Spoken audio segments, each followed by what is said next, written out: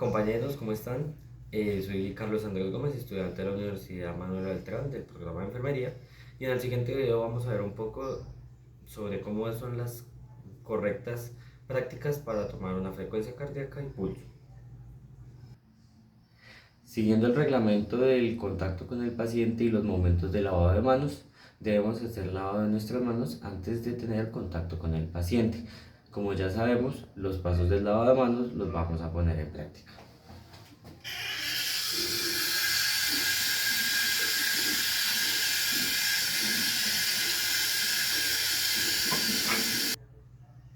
No olvidemos ponernos nuestros elementos de protección personal. De ser necesario, tendríamos también que ponernos toda la indumentaria, incluyendo la bata.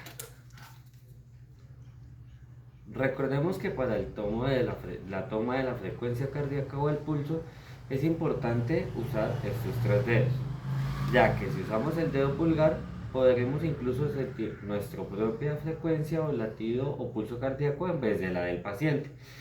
Usualmente se usan el dedo índice y corazón para tocar y palpar la frecuencia cardíaca. Sin embargo, podemos hacer uso de estos tres dedos.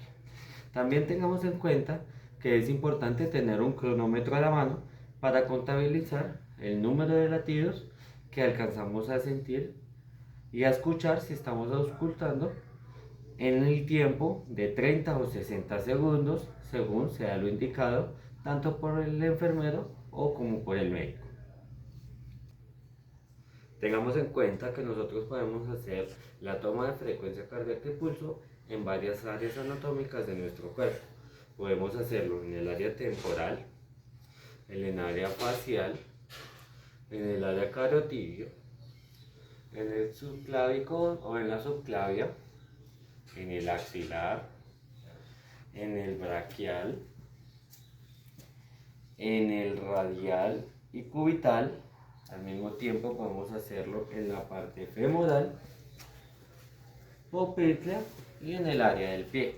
A continuación, les mostraré un poco más de las ubicaciones donde podemos hacer la toma del pulso. Una vez estamos preparados para realizar la toma de frecuencia cardíaca o pulso, vamos a irnos directamente a tener contacto con el paciente. Una vez vamos a entrar en contacto con el paciente, debemos hacernos la presentación, hacer sentir al paciente cómodo, explicar lo que vamos a hacer y proceder a hacerlo. Buenos días, señora Marlene. Buenos días. En el siguiente momento vamos a tomar la frecuencia o pulso cardíaco. Me gustaría saber si en algún momento he tenido alguna experiencia como arritmia o problema de ritmo cardíaco. No, ¿Sufre usted de hipertensión arterial? sí. Ok, vamos a hacer la toma del pulso. Entonces, por favor, siéntase cómoda, me regala un bracito y vamos a realizar la toma de la frecuencia pulso cardíaco. Para hacer la toma de la frecuencia pulso cardíaco, usualmente vamos a usar la arteria radial. Como ya habíamos hablado, hay varios puntos anatómicos donde podemos tomar el pulso, como la arteria facial, la carotidia, subclavio, radial cubital, entre otros. Usualmente usamos esta que es la más accesible al paciente sin hacer una medida de invasión o incomodar al paciente. Para hacer la medida del pulso vamos a usar un cronómetro en el cual vamos a contabilizar el tiempo. Vamos a escuchar o a sentir los latidos y vamos a contarlos en el lapso de 30 segundos o un minuto si el médico lo requiere así. Vamos a hacerlo.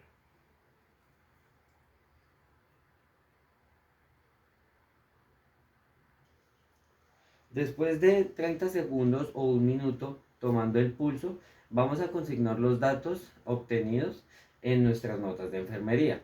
¿Cuántas pulsaciones en un minuto o en 30 segundos?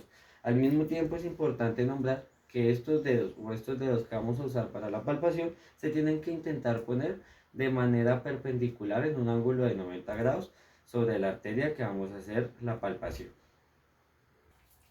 Una vez tenemos los datos consignados del paciente sobre su pulso cardíaco en un lapso de tiempo, tenemos que compararlos con la medida base o regular, es decir, una persona de más de 63 años, como lo era mi paciente, que tengamos en cuenta, debe ser un punto a preguntar, va a tener una frecuencia cardíaca regular de al menos 80 a 60 latidos.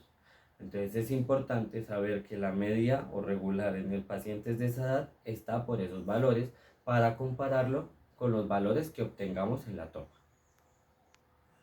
Una vez consignados los datos, ya procedemos a hacer la nota de enfermería para que el departamento o comunidad médica haga sus observaciones. Al mismo tiempo, nosotros como enfermeros tenemos que hacer una parte de diagnóstico y análisis de los datos obtenidos.